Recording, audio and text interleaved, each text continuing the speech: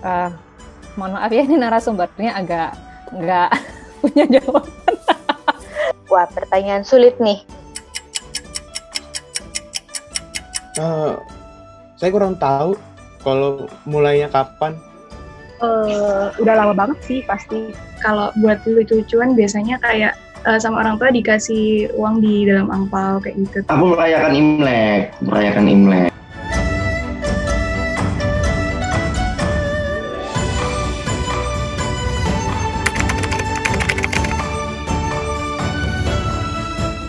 Kalau dengar kata Imlek yang terbesit di pikiran saya perayaan budaya Cina gitu. Jadi kayak kalau buat aku yang memang keturunan Tionghoa ya masih ngerayain gitu. Barongsai.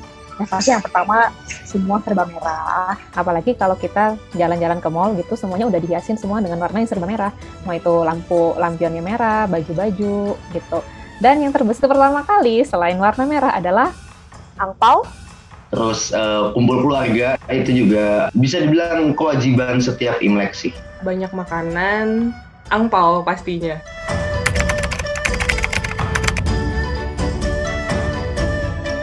kurang punya kekepoan yang tinggi terhadap sejarah suatu budaya, jadi tidak tahu. Sejarah Imlek kurang tahu sih, cukup tahunya itu tahun baru Chinese aja. Di China itu kan sendiri kan mereka punya tahunnya sendiri, berbeda dengan tahun yang seperti kita yang sekarang misalnya.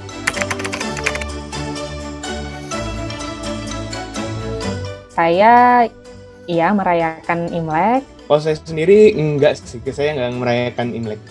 Merayakan Imlek tapi secara budaya. Oh, ikut dong tentu. Aku enggak merayakan Imlek. Aku merayakan Imlek. Aku ngerayain Imlek sih dari dulu di keluarga aku.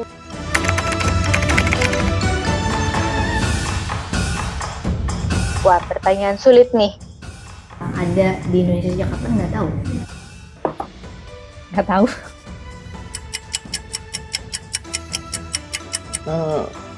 Saya kurang tahu kalau mulainya kapan. Nggak tahu sih lebih tepatnya. Oh, nggak tahu sih. Sejujurnya tidak tahu. Kurang tahu sih. Udah lama banget sih pasti.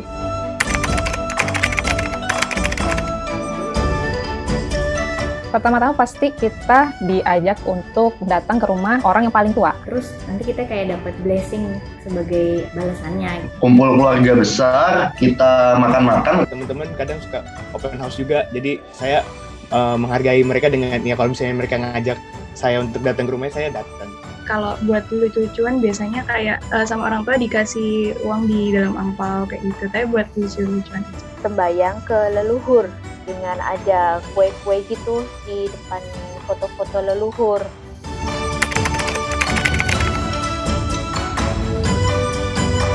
Saya nggak tahu. Nggak tahu banyak kalau yang soal family gitu. Yang pertama itu nggak boleh nyapu, nggak boleh bersih-bersih rumah. Jadi sebelum H-1 Imlek tuh kita bersih-bersih lah. Jadi pas Imleknya itu nggak boleh bersih-bersih. Harus senang, harus happy. Harus potong rambut sebelum Imlek.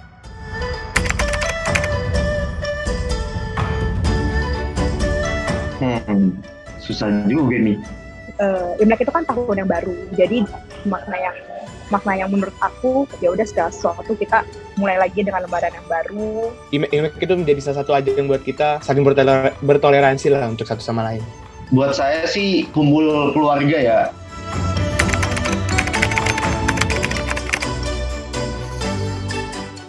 Kalau saya kangen angpaunya ya, karena sekarang saya mau minta angpau terus saya malu. Kalau masih kecil kan didandanin yang lucu-lucu kan, tapi kalau udah besar mungkin nggak kayak gitu. Mana gitu kumpul-kumpul buat makan bareng. Tapi kalau udah gede gini karena kita udah pada hilang-hilang juga keluar rumah, paling cuman diganti ke WA aja sih. Wi-Fi-nya via WA udahan. Yang pasti kalau dulu kecil kan lebih kayak misalkan baju baru ya, momen baju baru kan itu lucu banget gitu kan. Kayak waktu kecil dibawa kemana-mana, ke Mangga 2 ke Pokok Mall keliling untuk cari baju. Kalau sekarang kan lebih mandiri, apalagi sekarang ada all shop. Jadi itu bedanya berasa sih.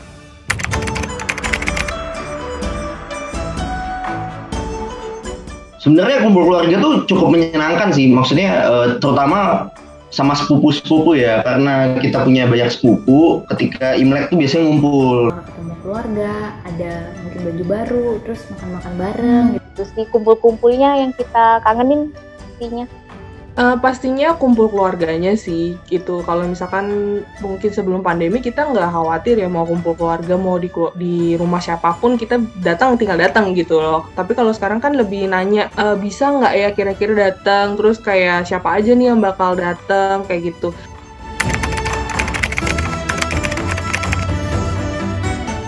Ya kita mesti merasa kita setara dulu gitu. Kalau kita nih ya udah sama yang ras lain, sama suku lain juga sama gitu.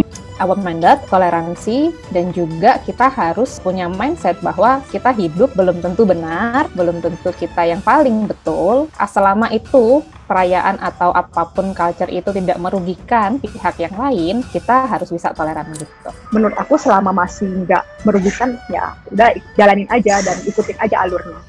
Dengan ucapan sih, dengan saya mengucapkan Berbaur aja, itu kan sesuatu yang nggak bisa saya ubah ya. Identitas saya lahir di keluarga mana, nggak bisa saya ubah. Tapi perilaku saya untuk berbaur di komunitas baru, ya itu yang bisa saya adaptasi. Dengan kita menghargai sudah cukup sih. Biasanya kalau Imlek kita akan open house, di mana tetangga-tetangga semua maupun yang merayakan Imlek ataupun enggak pun diundang buat makan bareng sih. Ya nggak harus sama kok untuk menjadi keren tuh nggak harus sama. Keren itu bisa jadi beda-beda gitu.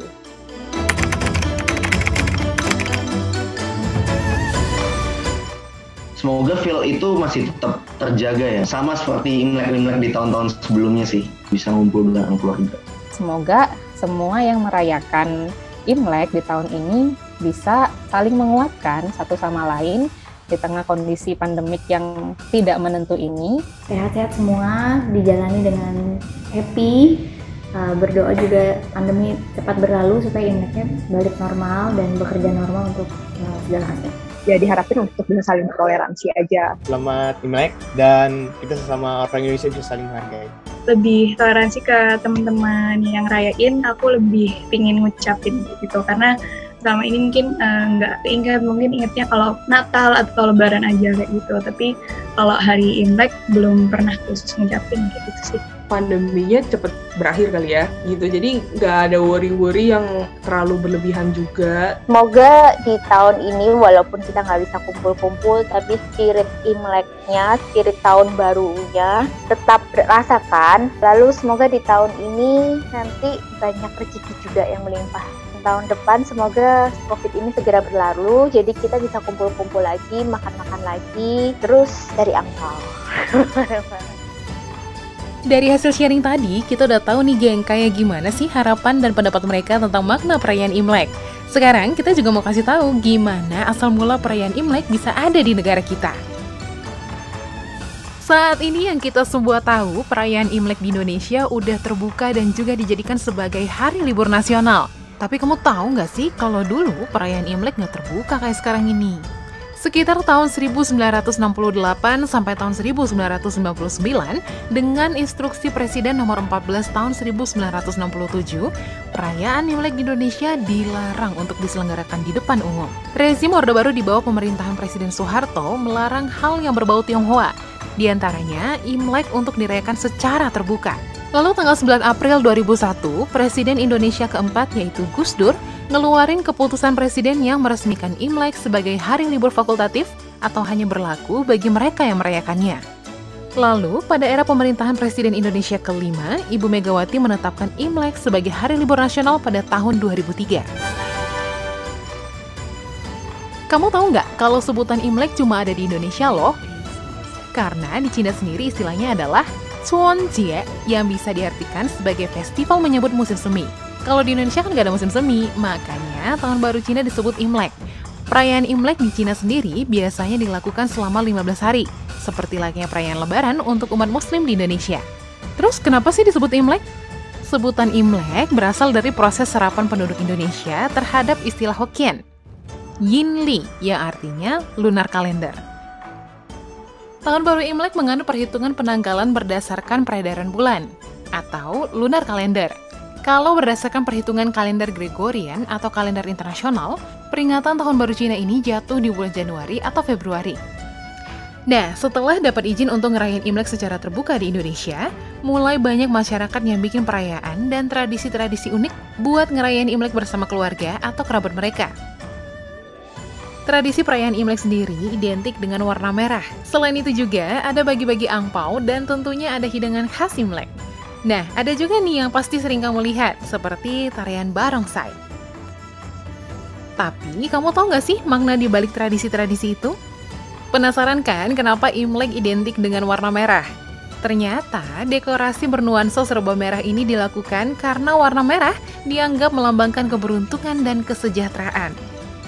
Lalu, kenapa pas Imlek juga ada tradisi bagi-bagi angpau? Dilansir dari The Finder, tradisi bagi-bagi angpau ini melambangkan semangat dan keberuntungan yang akan membawa nasib baik.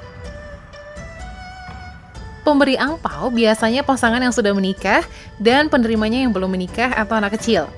Tapi bisa juga sebaliknya, anak yang sudah memiliki penghasilan memberikan kepada orang tuanya. Nah, kalau hidangan khas Imlek ini rasanya nggak lengkap kalau nggak ada. Saat Tahun Baru Imlek, kue keranjang, mie panjang umur, pangsit hingga jeruk menjadi sajian wajib. Berbagai makanan ini punya makna sendiri. Misalnya jeruk yang melambangkan kemakmuran dan kekayaan. Kalau pertunjukan barongsai sih udah jadi bagian dari budaya masyarakat Tionghoa ribuan tahun yang lalu ya, seperti pernikahan, pembukaan toko, dan festival. Barongsai jadi simbol kekuatan, kebijaksanaan, dan keberuntungan. Selain itu, barongsai dipercaya bisa mengusir setan, membawa kebahagiaan dan umur panjang. Wah, sampai sini seru banget ya. Imlek sendiri sebenarnya bukan hari perayaan agama tertentu, geng. Tapi bisa disebut sebagai pesta rakyat etnis Tionghoa yang sudah menjadi kebudayaan di tengah masyarakat kita. Inti perayaan Imlek adalah mensyukuri anugerah yang telah diberikan Tuhan dan memohon perlindungan di masa mendatang. Selamat Tahun Baru Imlek ya, semoga kebahagiaan dan keberuntungan menghampiri kamu di tahun ini ya, geng. Kung Si Facai.